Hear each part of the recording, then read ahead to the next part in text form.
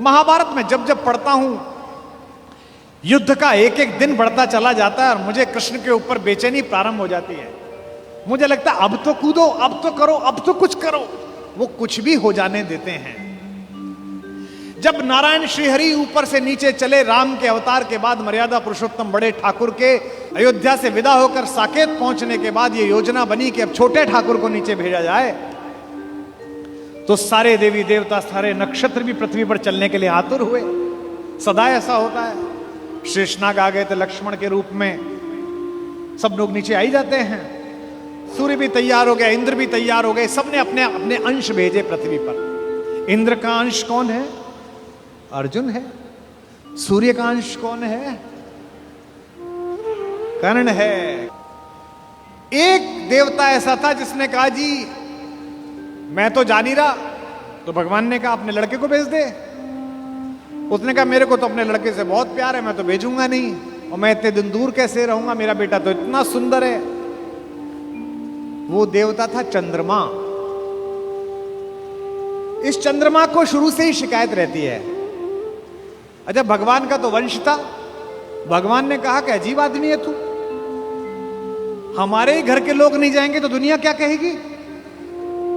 सूर्य अपना अंश भेज रहे हैं कर्ण के रूप में, इंद्र अपना बेटा भेज रहा है, अंजनी कुमार अपने दोनों बच्चे भेज रहे हैं नकुल सहदेव के रूप में, धर्मराज स्वयं उपस्थित हो रहे हैं युधिष्ठिर के रूप में, और तू नहीं चलेगा ना तेरा लड़का चलेगा।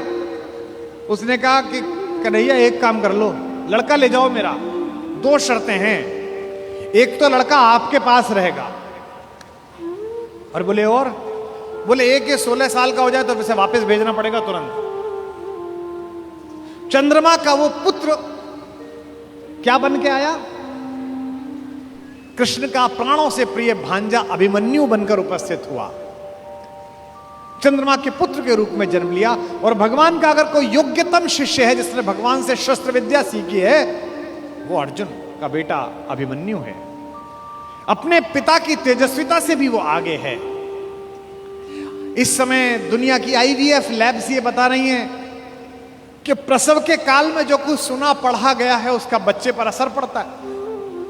और हमारे यहां हजारों वर्षों से माएं प्रसव के दिनों में गीता का पाठ कर रही हैं, बाल गोपाल का चित्र सामने लगा के रखती हैं कि उनके घर में भी कन्हैया जैसा बालक पैदा हो, राधा रानी जैसी बिटिया पैदा हो। यह हम सब का मन है, पहले से परंपरा से आया है हमारे यहां। तो चंद्रमा ने अपने पुत्र को अभिमन्यु बनाकर भेजा। एक दिन ऐसा आया महाभारत के युद्ध में, जब योजना पूर्वक कुरुक्षेत्र के मैदान से खींचकर अर्जुन को अलवर की तरफ ले जाया गया, मत्स्य प्रदेश की तरफ, विराट की नगरी की तरफ। अर्जुन युद्ध की सीमा क्षेत्र के बिल्कुल आखिरी हिस्से पर पहुंच गया, जहां से सूर्यास्त से पहले लौटना संभव नहीं था। अब यह पांडवों के शिविर में चर्चा का विषय बना कि ये जो चक्रव्यूह सजा दिया गया इसे तोड़ेगा कौन? किसी को नहीं आता तोड़ना, इसमें घुसना ही नहीं आता, केवल अर्जुन को आता है। तब अभिमन्यु ने कहा कि ताऊ जी मुझे इसमें घुसना आता है, क्योंकि जब पिताजी मां को यह बात सिखा रहे थे तो मैं गर्भ में था और मैंने ये विद्या सीखी थी। तो बोले बेटा बहुत अच्छा है, फिर निकलना भी आता होगा? बोले नहीं, जब तक उन्होंने इससे बाहर आने का मार्ग बताया तोड़ने का, तब तक मां सो गई, तो मैं बाहर निकलने का नहीं सीख पाया। सारे चाचाओं ने और ताऊओं ने कहा कोई बात नहीं बेटे, तू तोड़ दे, निकाल तो हम लेंगे। भाई महाबली भीम, जिसकी एक मुष्टिका से विंध्याचल के पर्वत छोटे हो गए, जहां जहां उसका पैर पड़ा हिंदुस्तान में 1,00,000 जगह है जहां भीम बैठिका है। जिस पत्थर पे चले जाओ बड़ा सा गड्ढा है, बोले ये भीम का पांव रख पड़ा हुआ है। ये देश महान है। इस देश में 2-3 जगह हर जगह मिलती हैं माता सीता की रसोई, जहां जाओ वो मां की रसोई मिलती है। क्या बढ़िया प्रतीक शास्त्र है। दुनिया के 44 देश घूम लिए, इसी क्षण भी अगर भगवान वापस बुलाए और ऊपर बुला के पूछे कि तेरे सत्कर्मों के कारण तुझे देश चुनने का अवसर दिया जाता है, तो मैं दुनिया के सारे देश छोड़कर फिर यही चुनूंगा जहां की मिट्टी में गोपाल लेटा है। जहां के पर्वत पर्वत पर हमारी मां ने भोजन बनाकर उन पर्वत श्रृंखलाओं को तपस्या का केंद्र बना दिया है, जिसके रेणु रेणु पर अपने चरण रखकर राघवेंद्र सरकार भगवान श्री राम मर्यादा पुरुषोत्तम ने और लीलाधर योगेश्वर कृष्ण ने जिसे चंदन बना दिया है। भगवान चुप रहे, किसी ने उनकी सलाह न ली। सेनापति दृष्टद्युम्न थे, द्रुपद पुत्र। सेनापति ने योजना की कि कोई बात नहीं बेटा। मामा ने भांजे को आज्ञा दी कि कोई बात नहीं, तू चला जा इसके अंदर और हम सब तुझे निकाल लेंगे।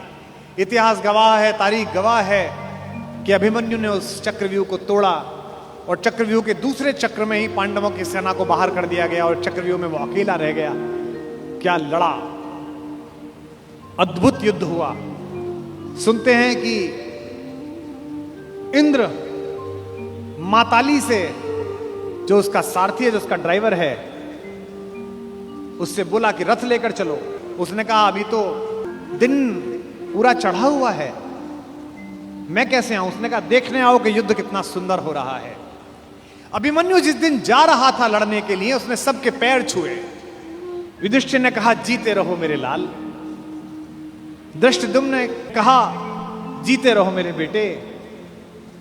चाचाओं ने, नकुल ने, सहदेव ने गले लगा लिया अपने भतीजे को और कहा जीते रहो। जब उसने मामा के पैर छुए, कृष्ण के पैर छुए, तो कृष्ण ने कहा यशस्वी भव।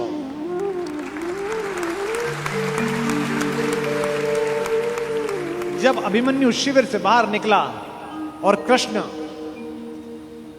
देखने लगे, तो द्रौपदी ने कहा मेरा बेटा जीवन की सबसे बड़ी लड़ाई लड़ने के लिए जा रहा है कान्हा। सबने उसको जीते रहो का आशीर्वाद दिया, तुमने नहीं दिया। तुमने उससे यशस्वी भव का आशीर्वाद दिया, जीते रहो क्यों नहीं बोला? क्या तुम्हें युद्ध के परिणाम में कोई शंका है? तो कृष्ण ने जो बात कही वही जीवन के युद्ध में भरत वाक्य बनाना। माधव ने कहा कि कृष्णा मैं नहीं जानता कि आज के युद्ध का परिणाम क्या होगा, पर मैंने जो शिक्षा अपने भांजे को दी है, मैं ये दावे के साथ कह सकता हूं कि महाभारत के रण में जीते या हारे कोई भी, लेकिन सबसे बड़े और उज्जवल योद्धा के रूप में मेरे भांजे का नाम लिखा जाएगा, अभिमन्यु का नाम।